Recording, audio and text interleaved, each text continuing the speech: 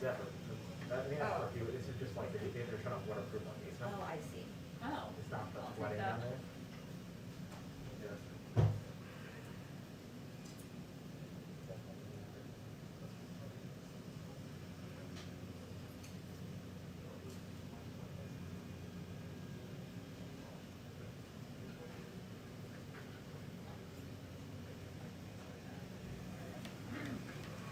Hi, everyone. Hello.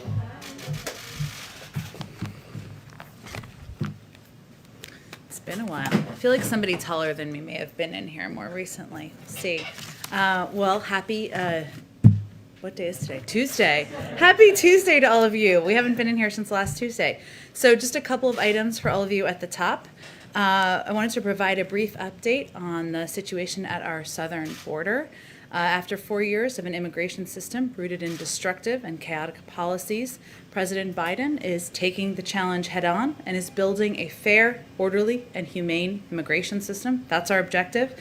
After coming into office, our administration immediately jumped into action to address the influx of migrants at the border, something that began during and was exacerbated by the Trump administration. And wanted to provide a couple of pieces of data you may have seen, but they've come out since the last time we had a briefing in here. At the end of March, there were more than 5,000 children in Customs and Border Protection Patrol stations. Today, that number is approximately 600. The amount of time children spend in CBP facilities is down by 75%, from 131 hours at the end of March to under 30 hours now. And just yesterday, the Department of Homeland Security announced that it will begin the process of reuniting a number of families who were separated by the policies of the previous administration. Clearly, we're not done. There's a lot of work ahead. Migration is a dynamic and evolving challenge, but the president has a plan and we're working on implementing it. Just a few more brief updates for you. As you know, Friday is Jobs Day. Here we are again. And to mark the occasion, I wanted to convey to all of you that we are going to be welcoming in Treasury Secretary Janet Yellen to the briefing room on Friday to provide an update to all of you and take some questions. And throughout this week, the president, the vice president, cabinet members, and other administration officials are fanning out across the country to make a forceful argument for the president's economic vision. The president, of course, began that push just yesterday in Virginia to talk about the jobs plan and the families plan, and it will continue today with the vice president, who will be in Milwaukee. As part of this, we'll also have Secretary Vilsack joining us in the briefing room tomorrow to talk about the vital child nutrition proposals in the American Families Plan. Finally, today, Jeff Zients and members of our COVID response team held their weekly meeting with our nation's governors.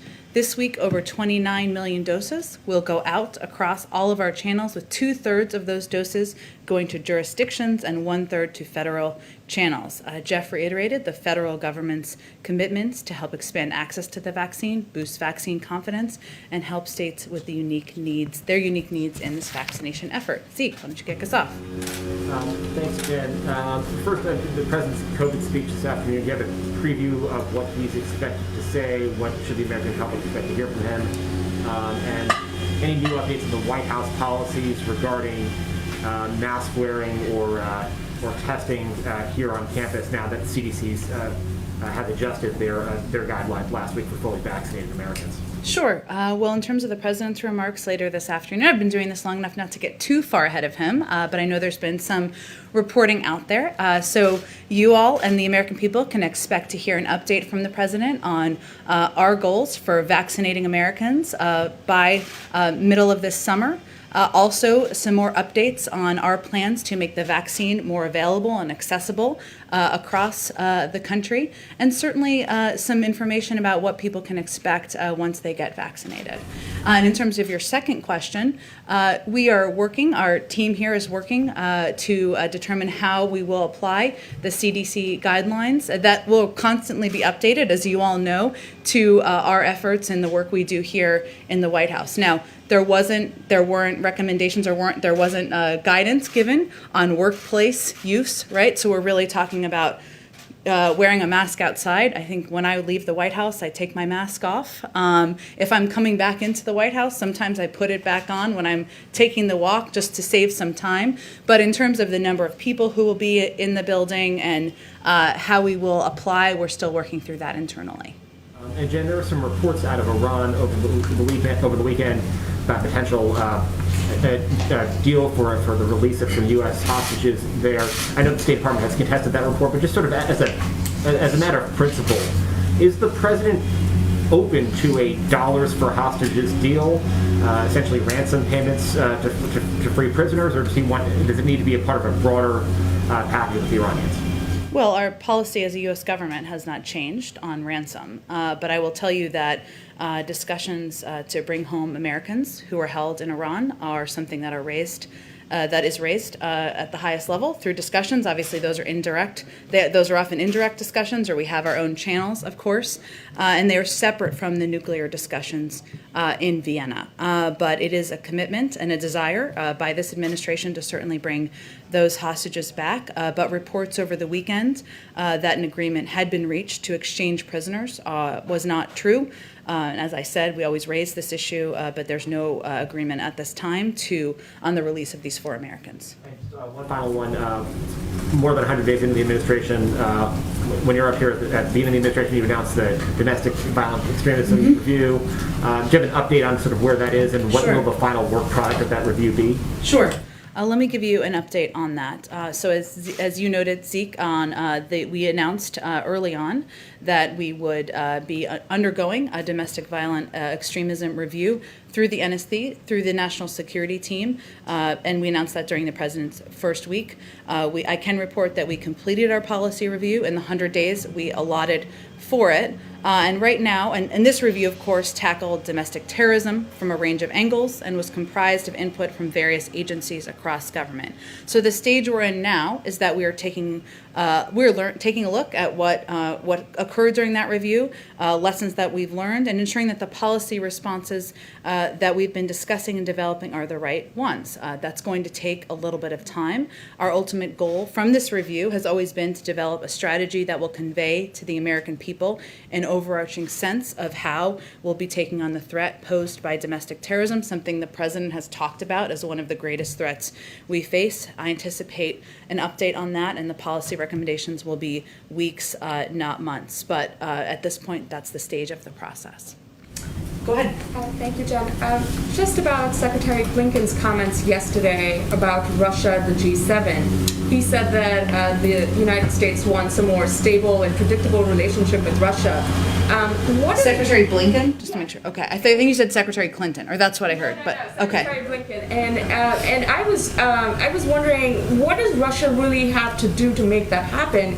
Considering the Navalny situation, considering the Russian aggression at the Ukrainian border, how do you have a stable and predictable relationship?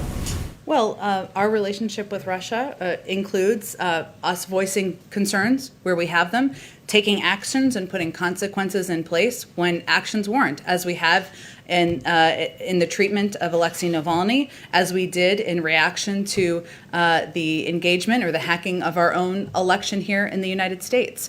At the same time, we do think there are areas where we can continue to work together on. This is how historically, national security relationships and diplomatic relationships have worked around the world. So I think what we are sending a message of is that we are not looking to escalate the relationship in terms of rhetoric or actions.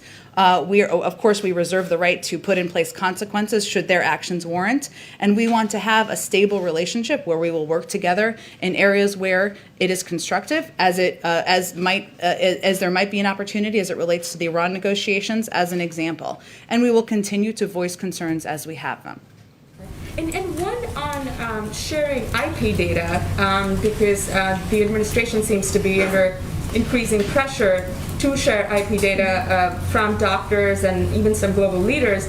But Dr. Fauci recently joined industry during a television interview to say that that is perhaps not the best way to get shots in arms. And I was just wondering what the official White House view is on that. I wouldn't say that's an exact characterization of his comments or remarks that he made, but I will say that I would expect we'll have something to say about this once the WTO session gets underway. Obviously, Ambassador Tai would be making a recommendation to the president. That's not something that has happened at this point.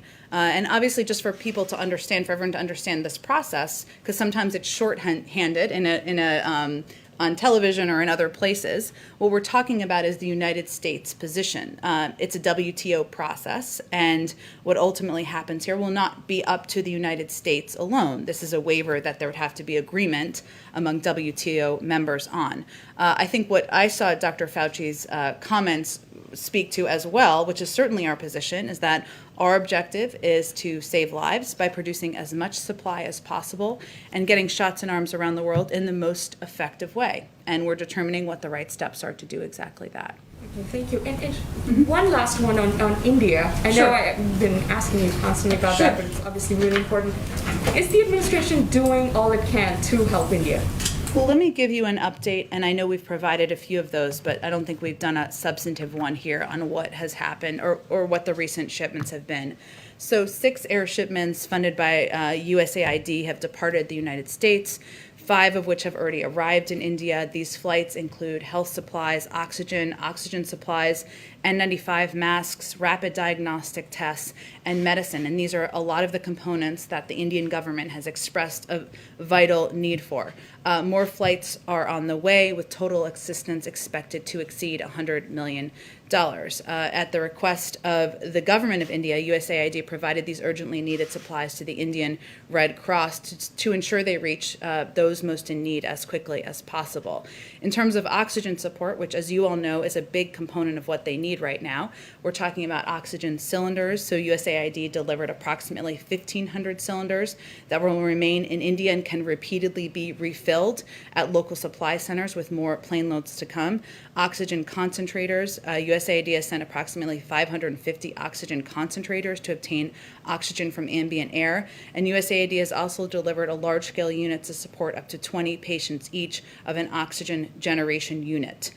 We've also sent 2.5 million N95 masks, and we have an additional 12.5 million N95 masks available should that request come from the Indian government. And we've directed our own order of AstraZeneca manufacturing supplies to India, allowing India to make over 20 million doses. We've also provided 1 million rapid diagnostic tests. And this past weekend, USAID delivered 20,000 treatment courses of the antiviral drug remdesivir to help treat hospitalized patients.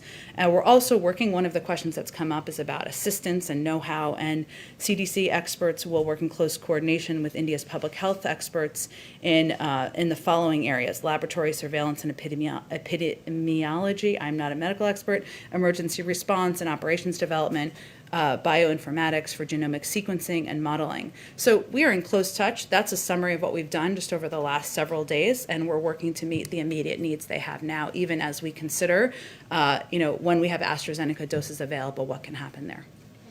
Okay, go ahead. Thank you. You mentioned Secretary Yellen is coming on Friday. She said in remarks published today that it may be that, quote, interest rates will have to rise somewhat to make sure that our economy doesn't overheat. Does President Biden agree with it?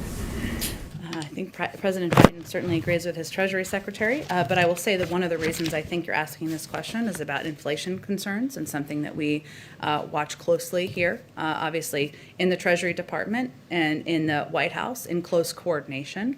And that is something where there's agreement. I looked at Secretary Yellen's remarks, or the ones that I saw, which she also conveyed, is how vital it is to make these investments now, and how important it is for our economy, for investment in research and development, for leveling the playing field on the workforce to make exactly this investment. So, of course, officials who don't work here in the Federal Reserve and other places closely watch what needs to happen. I'm not going to speak on interest rates, but we also take inflationary risk incredibly seriously, and our economic experts have conveyed that they think this would be temporary and that the benefits far outweigh the concern. I ask in part because, of course, the previous administration was routinely criticized for repeatedly sharing its views on what rates should do. Secretary Yellen is expressing her view on what will happen to rates. Do you think that this is an appropriate comment for a Treasury Secretary? Is she expressing an opinion on what the Fed should do when she says this?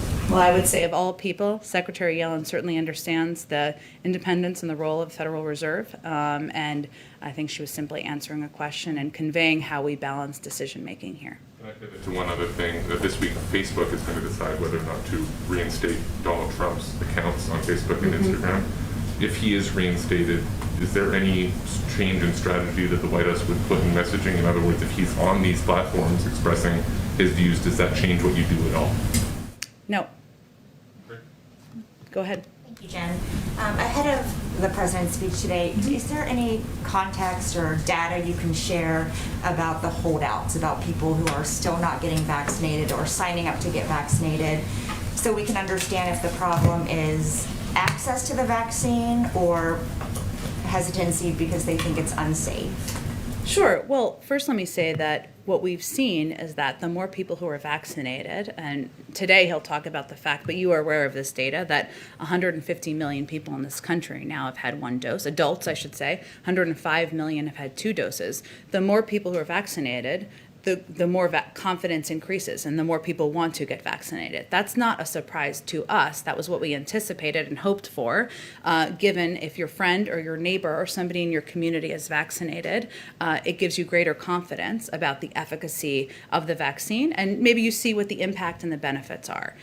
We always expected, Lucia, to be at this phase where once we reached that percentage approximately of people who were vaccinated, once we got to the point where it was no longer an issue of access to supply, because we have more than enough supply for the American public, that it would become more and more difficult to meet people where they are and to reach them. And the biggest factor we've seen consistently we always focus on confidence, of course, but even with confidence, the biggest challenge is access. And access can mean a lot of things. It can mean concern about safety, though we've seen improvements in confidence levels. It can also mean, where do you get a vaccine, which is why we've invested so heavily, and the president will talk about this today, in programs like our pharmacy program, mobile vaccine units, mass vaccination sites, partnering with primary care physicians, local doctors, et cetera, but also why we made the announcement last week about paid leave, so that people can take a day off of work and they don't have to worry about losing income. We were seeing that as a factor. So we're constantly evaluating how to make this easier and more accessible, but we knew we'd be at this point where it would become more difficult, and we've been preparing for that. Thank you.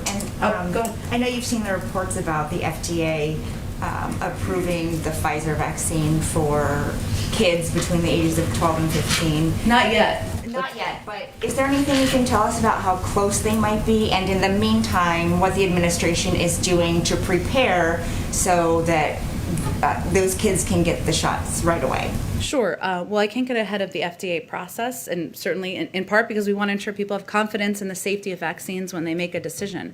But I will say the president will talk a bit about what preparations we are making here to ensure that if a vaccine is approved, if the Pfizer vaccine is approved by the FDA or others in the future, that we make that accessible to additional younger populations. And just one more on infrastructure. Sure. On Sunday, Ron Klain said that the White House had invited a group of Republican senators to come talk about infrastructure. Do you have any details about that meeting, including whether the president will attend? Sure. So I think he was referring to the invitation the president made to Senator Capito that we announced last week, and a group of members she selects to come to the White House. Since Senate is on recess this week, we anticipate that meeting being next week, and it just hasn't been locked in yet on the day and who will be included in that group of attendees. But that's what he was referring to this weekend. But we don't have an update quite yet. As we have one, we'll share that with all of you. Thanks, Jen. Go ahead, Kristen. Thanks, Jen. I just wanted to give you a chance to respond to the accusations that the American Federation of Teachers, the country's second largest teachers union, influenced the CDC's guidelines on reopening schools. You had Republican Senator Tom Cotton saying that this is evidence of a politicized public health agency answering at the beck and call of the teachers union. So how does the White House respond? Well, I would say first that's false. Let's take a step back and talk about how the CDC works. The CDC, it's actually long-standing best practice for the CDC to engage with organizations and groups that are going to be impacted by guidance and recommendations issued by the agency. It doesn't mean they are taking everything they want or even a percentage of what they want, but it's important to understand the implementation components. They do so to ensure that recommendations are feasible and that they adequately address the safety and well-being of the individuals the guidance is aimed to protect. So the CDC engaged with around 50 stakeholders that are on the front lines in this pandemic and have requisite perspective for the guidance. The president reiterated last week that July 4th is the target date for returning American life to something closer to normal. Can you just define what exactly closer to normal is? What does that look like for the average American? Well, first, the president will have more about his updated goals that we have as an administration by that July timeline that he'll talk about later this afternoon.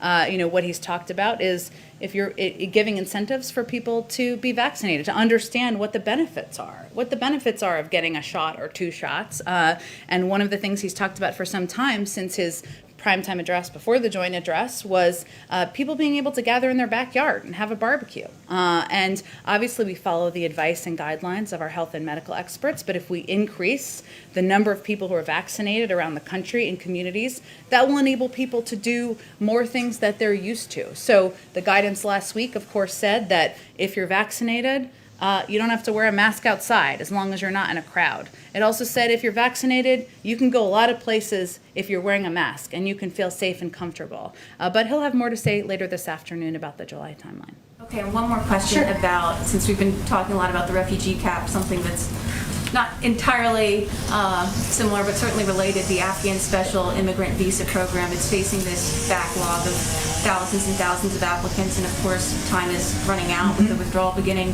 over the weekend. So can you just kind of summarize what exactly is the plan to address this backlog before all U.S. troops withdraw? Kristen, it's a great question. It's an important program the president talked about, of course, has talked about in the past, and he is committed to. I would say the State Department would oversee the process for those visas, so I would point you to them. Is there a plan, or is the plan still being drafted? I don't have an update on the plan. I will just convey to you that ensuring that people who have been partners to the United States, who have played such a vital role, who are eligible can apply, and that we do that. Our embassy, of course, is remaining there and a presence there as well, but they would be the right agency to talk about processing and timeline and what that looks like. Chance that you guys might surge volunteers or staff to the embassy in Kabul to help? It's a great question, but I would again point you to the State Department because the personnel would come from there. Go ahead.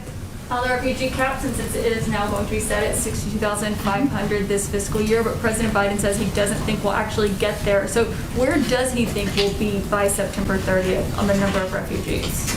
Well, I would say first that, what's important about this cap is one, that he wanted to, as he said in his statement yesterday, he wanted to eliminate any lingering doubt from any refugee across the world that the United States wasn't a country that would welcome refugees in to apply. Under the Biden-Harris administration, that's exactly who we want to be. But setting this cap, the objective is twofold. One is it helps send a message, that message to the world I just conveyed, but also it helps get the muscles working that have atrophied over the last several years when we were not welcoming in many refugees. So this is not just a federal government or U.S. government effort. There are so many organizations who play incredible roles in the United States and around the world. They have been understaffed, they've been under-resourced, and some of our success will depend on the ability to rebuild those systems. So yes, we will not, it is unlikely we will meet that 62,500 cap. It is actually, historically, rarely is that the caps met, I should say, but our objective is to get those muscles working again and send a clear message to the world. And right now the number is still around 2,000. That was the latest we had gotten. So it just was, is there an update on what that number is right now? I can see if there's an updated number. We have had people start coming in because we resumed the flights and because we overturned the policy that prevented refugees from applying from the Middle East and from Africa. We're constantly updating those numbers, but I'll see if there's a number to update you on. And then on what Jeff Zients told the governors today on that call, that now the White House will redistribute vaccine allocations if a state doesn't order the full allocation they get that week. Can you just walk us through what changed in that policy since last month when the Michigan governor made a direct appeal to the president to get more vaccines for her state?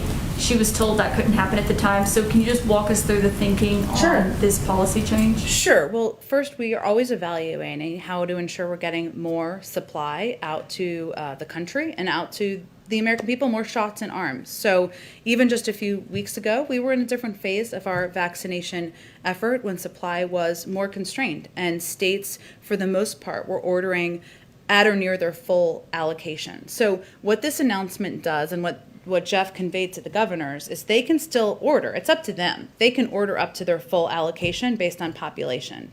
They can also order less than their full allocation, and the doses that are not then given to that state will then go into kind of an overarching supply that could then be distributed to other states by population.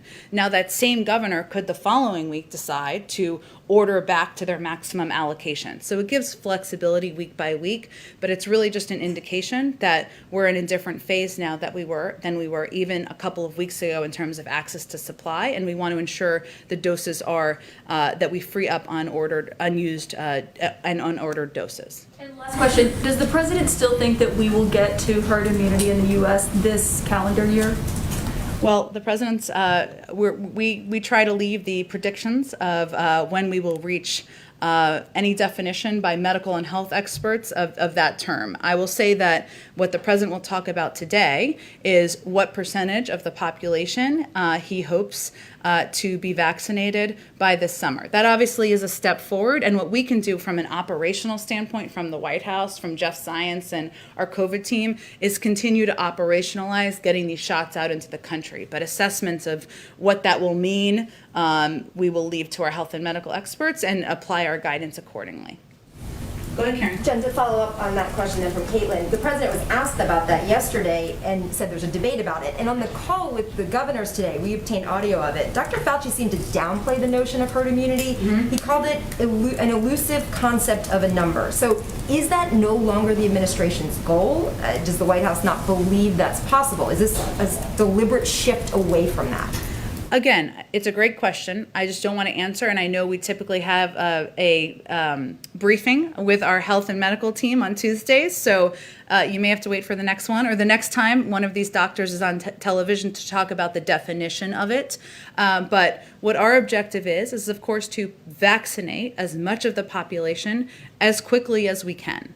And the definition of what that will mean for communities, what that will mean for going back to normal, we look forward to applying that. Believe me, we all want to take our masks off inside, and we all want to return back to normal, and we understand the frustration of the public, but we will leave the definition of that to our health and medical experts. And is the administration planning to phase out FEMA's mass vaccine sites in favor of focusing more on local level community health centers, the mobile centers that we've been talking about? Is it not effective to be using those mass vaccine sites anymore at this point in the campaign? It's more effective in some places than others. So we announced a couple new mass vaccination sites last Thursday or Friday. There are some places where those mass vaccination sites, that's a mouthful for some reason, have not stayed open. And we evaluate, working in coordination with, of course, governors, local health and medical experts on what's working. We look at the data and see what's working. And there are some programs, like our pharmacy program, we initially launched it as a pilot with just a couple thousand pharmacies, right? Now it's over 40,000 or even greater than that, because that we've seen as very effective. We're partnering with local primary care physicians, in part because through our data, we see that people trust their local doctors, and that if it's easy, if you know you're going there to get your checkup, that is an easy place to do vaccinations. So there are certain parts of the country or certain communities where we still have mass vaccination sites. Well, we'll continue to open them, but we're constantly evaluating the best delivery mechanisms, and if something is not the most effective one, we will make changes. Go ahead. Thank you. Does the administration want, or does it already have some plans being formulated to allow in foreign visitors this summer, in the same way the EU has pretty clearly said that's it, we're going to open the doors? They have, but we, again, this is a case which I know is endlessly frustrating to people, and I will acknowledge that, where we will rely on the advice and the recommendations by our health and medical experts on what is safe for the American public. And they are constantly evaluating that, but I can't get ahead of their process and what I anticipate in terms of any changes to travel restrictions. Okay, thank you. And another one. Against the background of fighting which is going on now in Helmand in Afghanistan, after the US troops left, the Taliban and government forces started in.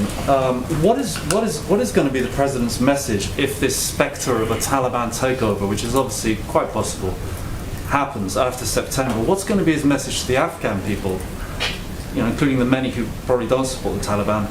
Is it going to be essentially, look, we're sorry, this is now your affair, we're out of here? I mean, is there going to be anything more than that that he can say to them? Well, I will say that when the president gave his speech on our decision to pull troops out of Afghanistan, he talked about the fact that we will continue, of course, to have an over-the-horizon presence, that we will continue to provide a range of humanitarian and other direct assistance. We will still have an embassy at this point in Afghanistan and a presence there at a diplomatic level. So what the announcement we made was about removing troops because it is in the best interest of our own national security. But he believes in diplomacy, believes that is the right path forward, and we will continue to support that and work with our international partners around the world to move forward. Could he foresee a day when the US and the US Embassy and the United States deals with a Taliban government which is ruling Afghanistan? Obviously, we watch closely and work closely with our partners in the region on what the future looks like, but I'm not going to get ahead of the status in Afghanistan. Go ahead.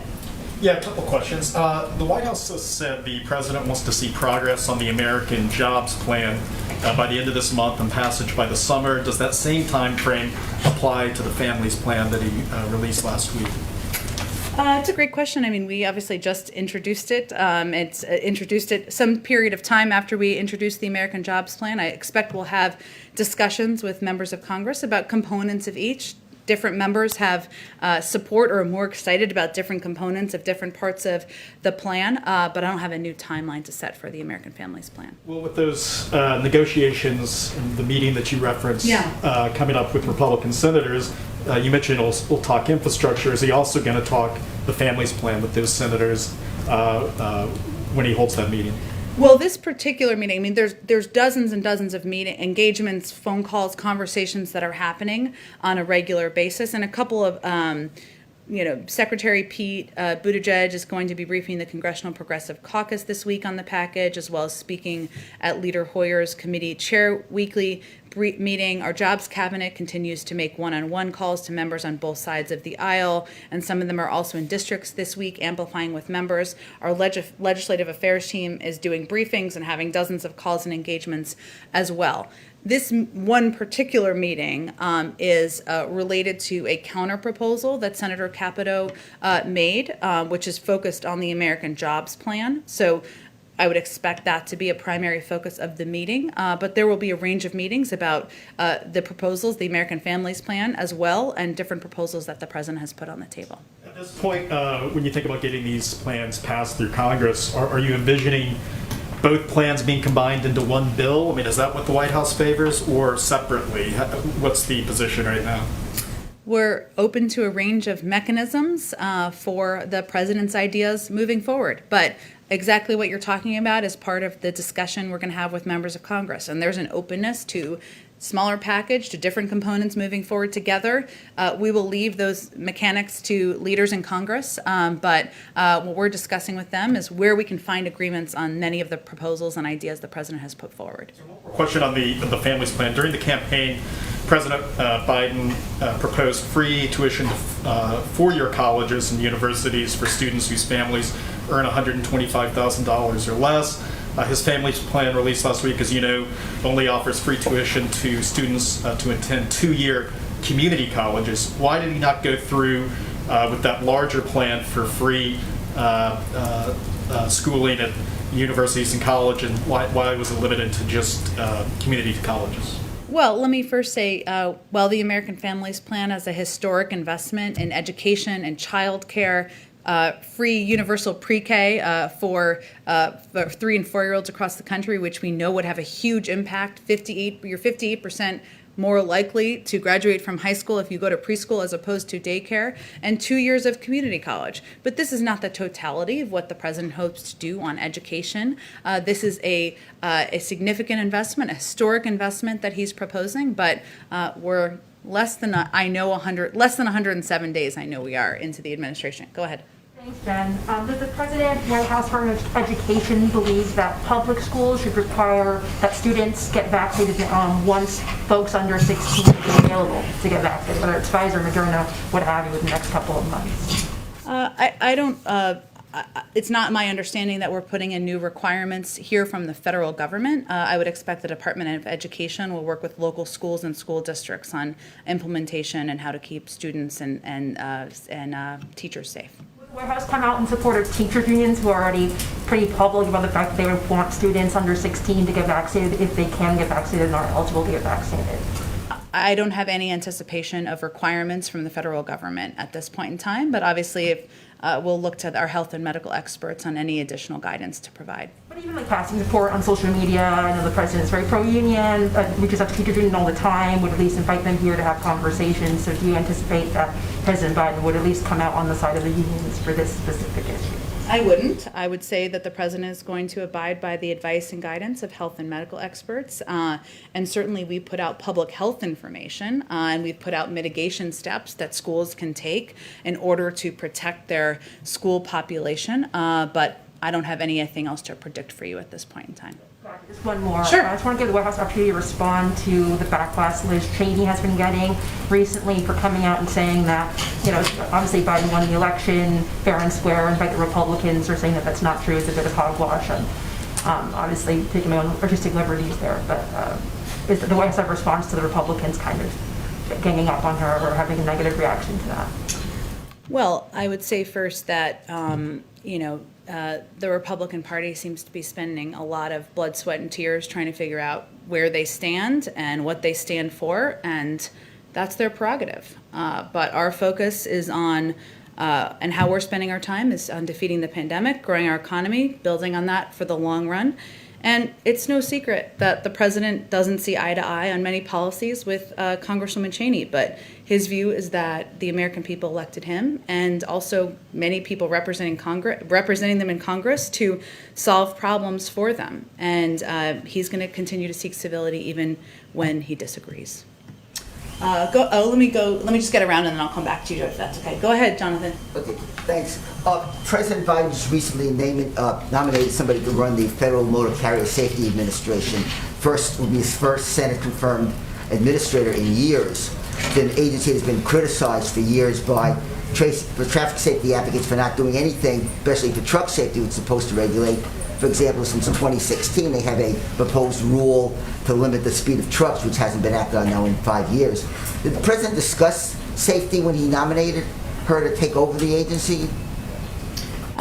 I'm not sure there's been a discussion with her directly. Obviously, if she was selected or nominated to serve in this particular role, but it's my understanding that the Department of Transportation, is examining available tools to address exactly the problems that you've outlined, which could include awareness training and supporting healthy practices, preventive medical intervention, and regulation, but we'd really defer to them on their processes.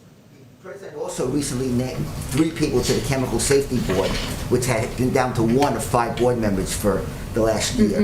Why do you make that some of his earliest appointments or nominations? Well, as you touch on, Jonathan, the Chemical Safety Board has a significant backlog of cases pending. Currently only has 1 board member out of 5. The president wanted to fill the vacancies or hopes to fill the vacancies quickly to make sure the board is able to and review these cases in a timely manner, and certainly the impact community. Lawmakers, including one I cover, who would love to still see another round of stimulus checks, or direct payments, even every month till the pandemic ends. Is that something that, it hasn't been in either of the president's new proposals, but that's something that could be on the table? Well, I mean, first I would say that in the president's new proposal, he does call for an extension of the historic extension of the child tax credit. And if passed, the families of tens of millions of children will continue to get regular payments that total up to $3,000 per year for kids age 6 and over, and $3,600 for kids under 6. Obviously, we're continuing to evaluate what their needs, continue to get the pandemic under control, put people back to work, but we think that's that there could be another round of direct payments in one of these bills? We'll see what members of Congress propose, but those are not free. Go ahead in the back. John, my first question is on ambassadorships. Many key picks have not been made for these roles, which serve as a representation of American diversity overseas. The United States has never had a lesbian woman or transgender person as an ambassador. Is the president missing an opportunity to name those firsts? Well, given we haven't named many ambassadors quite yet, and we hope to soon, certainly the president looked to ensuring that the people represented of the country, and that certainly includes people who are LGBTQ, members of the transgender community. I don't have any predictions for you on that front, but I will say that he's soon, I'm sure, we'll be evaluating some recommended nominees coming from our personnel office and our national security team to fill some important posts. And he, of course, always looks at diversity. Could you define soon a little bit further? What is it, like days, months, weeks? Well, I think it depends on when the president makes some decisions, and he'll continue to consider a range of options for a lot of the positions that are out there and still remain vacant. Having served with the State Department for a couple of years, there are incredible career service employees who are around the world who are representing the United States and our values. That continues to be the case, but of course we're eager to have ambassadors in place and confirmed to represent the president and the vice president in the United States. Go ahead. Thank you. My second inquiry is on the president's speech to Congress last week. He told transgender youth he has their backs. And the president made these remarks in the context of states enacting laws against transgender youth, including a measure the Tennessee governor signed just today requiring parental notification on LGBTQ inclusive school curricula. The president's in his speech to Congress is significant in and of itself, but what will go forward?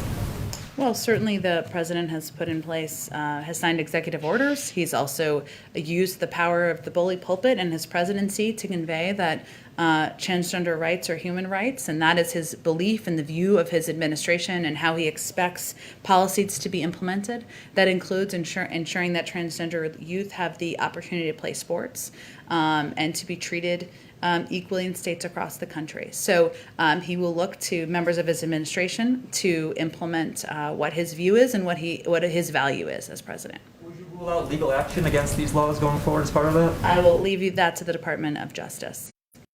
Go ahead in the back. Thank you, Jen, very much. A couple of questions and then another one from a colleague. Sharing vaccines with the world today. And like, for example, is there any consideration to let go the unordered vaccine supply that will be redistributed here also to other countries? Is the consideration for that? Well, our focus right now is on allowing the the AstraZeneca vaccine supply that we have expected over the next couple of months, going through a process to determine where we can provide those vaccines. So right now we have 0 doses available. We hope to have about 10 million in the coming weeks and about an additional 50 million in the coming months. And there's a process internally that's determining where those doses will go. Continue to evaluate ways to increase and expand global vaccine supply around the world beyond that. So does the White House believe they could be doing more or faster to help closing the gap between vaccination in rich countries and the rest of the world? Or do you believe the $60 million doses of AstraZeneca are enough? I don't think I said it was enough. I think I said that is where our focus is at this moment, but we will continue to look for ways to, our objective is to be a big contributing component of providing as much global supply in as cost-effective a manner as possible. And that's what we're evaluating now. So the 60 million is what we know we will have available in the coming months. Help the administration is giving to India, and there is a great coordination to help India.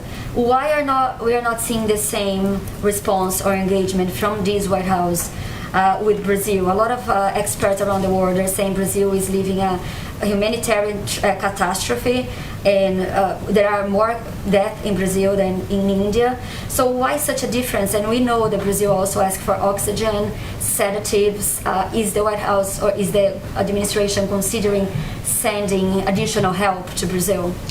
Well, recognizing that the fight against COVID-19 is a global struggle, we are partner with the government of Brazil and the Pan American Health Organization to finalize critical intubation medications needed to save Brazilian lives. These medications will come from the U.S. government, a facilitated purchase, and from the U.S. Strategic National Stockpile. This support is being offered to offset global supply shortages and will enable Brazil to receive sufficient medication to meet their immediate hospital needs. So that is an effort that's underway, has not yet been finalized, but we are working in partnership with the government of Brazil on that. Would Brazil being the least to receive the AstraZeneca doses? There are a range of requests we've had from around the world. We're evaluating those needs now, but I can't get ahead of that process. Can I just ask one more from a colleague from Bristol, Segovia, MVS Radio from Mexico? Protests that have been going on in Colombia for a week now. Nearly 1,000 cases of police brutality have been reported. Is the president being briefed about the situation in Colombia, and what is the White House response? I'll have to ask our national security team on the latest engagement we've had with the Colombian government and others on that, and I will get back to you with a comment. Quickly one, last one, sorry. Does the White House believe the former president, President Trump, should be allowed to return to Facebook and Instagram? It's a decision being made by an independent oversight board. Beyond that, we don't have any further comment. Go ahead. Thanks, Jen. I want to real quick. Fun. Yeah, fun. Taxes. On the SALT cap, some congressional Democrats are saying no SALT cap repeal, no deal with the president as it goes forward with his tax plan. Democrats up on the Hill. We know the position that the White House has had for several weeks now, so I'm wondering what's more likely at this point, for the White House to move towards these congressional Democrats, or congressional Democrats, in this case, to back off their position eventually? We don't know yet. This is democracy in action. This is what's fun about this. We are having discussions. We are certainly aware of the members who have conveyed a strong view about the SALT deduction, and we'll have that. Eager to hear their proposals. Some of them have put some proposals forward. I think I have talked about before, this is not a revenue raiser, so it would be additional cost. That's okay, but then you have to determine either how to pay for it, what other things are cut out. Certainly that would be a part of the discussion. We heard from the president yesterday about the step up in basis. He sort of laid out the argument as to why that should be eliminated. For wealthy individuals upon inheritance, it essentially lowers the capital gains burden. The Tax Foundation gave an example on $100 million in gains. They say that the tax on that would be 61%. We know the White House's position that the wealthiest need to pay their fair share. I think anyone would agree that $100 million in gains is a lot of money. But I guess the question is whether it's reasonable. Does the White House believe that's reasonable? I'd have to talk to our number crunchers about the specific example you gave. I don't know what percentage of people have $100 million in capital gains. Maybe you know. That sounds like quite a lot to me. But the fundamental value here the president is conveying is that his proposals are about making a historic investment in education, in childcare. That's going to make us more competitive, to compete with China, to bring more women back into the workforce. He's proposed a way to pay for it that's going to impact, as it relates to capital gains, 0.3% of the population. And the example you gave, probably 0.00, I don't know what percentage of the population. That's his proposal. Statistics with our team to give an evaluation on that. And lastly, in the American Families Plan, it calls for financial banks and financial institutions to report account flows. The Treasury Department said it would add, quote, information about aggregate account outflows and inflows, basically money coming in and out of one's bank account. And the question is, there's a concern that maybe that's the federal government having too big of an insight into what's going into your bank account and what's coming out of your bank account, along with that it would just make filing your taxes a whole lot tougher. It's already a pain. It's already a pain. But is that too much for the federal government to know what's coming in and what's coming out of your bank account? So what? Cracking down more on ensuring people are paying the taxes they should be paying on their income at the rates they should be paying them at. There's a number of implementation mechanisms for that, and obviously the IRS can outline that more specifically than I can. But again, this is a proposal about how to pay for historic investments in childcare and education. If people have alternative proposals that don't raise taxes on people making less than $400,000 a year that will help pay for this, we're quite open to them. And one last one real quick. Mitch McConnell put forth, or basically said that Republicans would be willing to go forward with plan. No, do not touch the corporate tax structure. To that is what? Well, I think there's a counter proposal that we're going to have a discussion about with Senator Capito next week. There's lots of discussions at a staff level. I think the question there is he suggesting we don't need to pay for the proposal? It sounds like it, unless there's an alternative. Fees, essentially, people who use. Which again, as we've talked about, user fees would put the burden on the backs of the American people. Would make it so that people driving a car, it depends on what the user fees are, right? If it's basically a tax for the number of miles you drive, as an example, or other user fees, that means people making $50,000, $100,000, $150,000 a year are going to have to pay for these proposals. The 1% of people who are making over $400,000 a year can afford to pay a little bit more, but we can have a discussion about that. Thank you, Jen. Thanks, everyone. Thank you.